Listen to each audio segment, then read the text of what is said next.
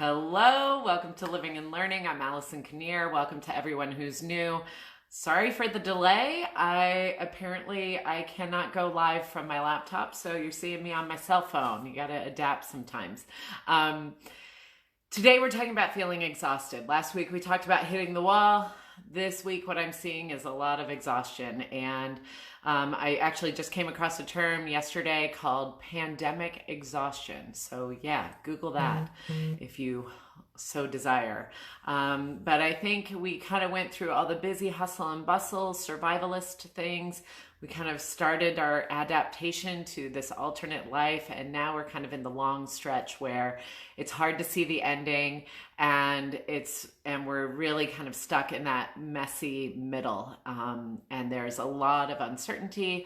There is a lot of ambiguity. There's a lot of things that are kind of coming up. And there are two things that stand out to me around exhaustion in particular that I wanted to share, just so that we can have another understanding of the exhaustion, another lens to look at this through. And there's two muscles that we, particularly in the United States, are having to exercise that from my perspective, in my opinion, I don't see us having a lot of practice using. So the first is empathy. There are some of us who are more empathic and others who are less. But in general, as a society, we're really having to exercise our empathy muscles. Empathy for the nurses, empathy for the doctors, empathy for the people out of work, empathy for everyone on the front lines, the immunocompromised, the elderly, empathy for our school teachers, empathy for our children, empathy for our employees and spouses and partners. There's a lot of empathy. There's a increased demand for empathy. And we haven't really been asked to exercise that muscle very much. We might have empathy when it comes to people who believe in things similarly like we do, but very little empathy for other people outside of that. That can be why it's so easy to be like, yeah, okay, I care about the doctors and the immunocompromised, but that's not me. I lost my job and I want to go back to work. And so the empathy kind of goes only so far. And likewise, for people who are like, what about the doctors? What about the immunocompromised? That's me, that's my family. It's like the empathy doesn't extend necessarily beyond to the people who are really afraid of losing their jobs or who are sitting in so much uncertainty. Empathy for people who are struggling with addiction and abuse. And we're being asked, this virus is asking us to up our empathy game and to expand it beyond, because the reason for masks, the reasons for sheltering in place, it's empathy, it's caring for the community.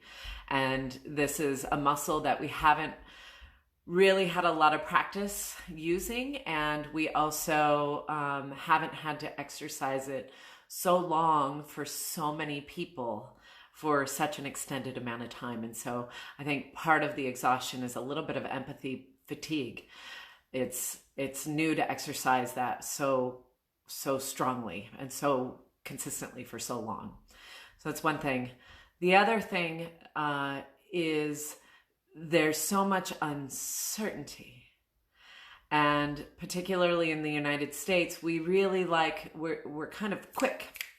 We like for things to happen quickly and decisively, and let's just be as efficient as possible. And, this is also a human condition. We are wired for story. We don't really like it when things are confusing or ambiguous or uncertain. We want to make sense of it. And so we can quickly do that in our minds, because making sense of it and saying, well, this is the reason, and this is why this is happening, and this is how it's going to play out, feels better than sitting with the uncertainty. And it reminds me of when I went to Italy. I went to a town called Reggio Emilia. They have incredible schools for infants, toddlers, and preschoolers, and they're just world renowned. And I went there on an American study tour, and I visited a school that had been open for a year and a half, and they didn't have a name for their school. And all of us Americans asked about that, and they said, oh yeah, this is common practice. There's another school, it took them over 3 years to decide on a name for their school, because they wanted to wait to see what the identity of the school was before they named it. They didn't want to do it the other way and name the school and then try to fit the school according to that name. So they sat for 3 years without a name for a school. And it blew my mind. I never even conceived of the thought that a school, you know, it wouldn't be tolerated, right? It wouldn't be accepted in our culture to sit with such mystery for so long. And I'm not necessarily saying other countries are doing this better, but it is something that is specific and unique to us. We want things named, and we want them in boxes. And when things don't fit in a box, we really don't know what to do with that. And so being able to hold on to the mystery, hold on to the ambiguity, hold on to the uncertainty creates another kind of fatigue. Now, it's interesting, a friend of mine, Hiranya, just wrote a really beautiful passage that talked about how when she just allows herself to be in the uncertainty and allows herself to be in the mystery, then things open up. There's kind of a spaciousness that allowing and that surrendering and that curiosity invites into that uncertainty.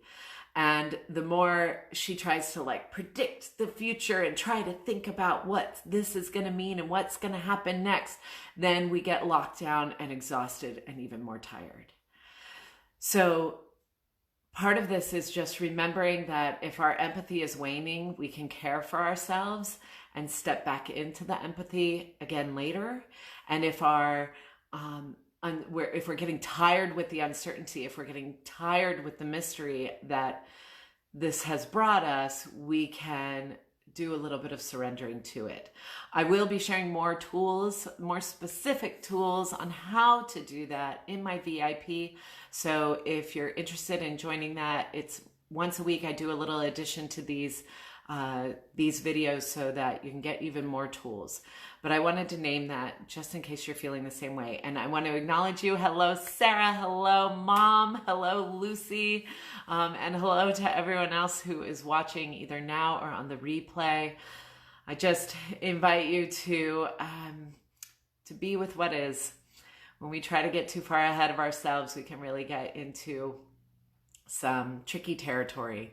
But when we stay in the now, we find that there's a lot of spaciousness, and that exhaustion can really step down. Our exhaustion can really become more restorative instead of exhausting. So thank you for that. I wish you a full week of living and learning. I will see you next week. Take care.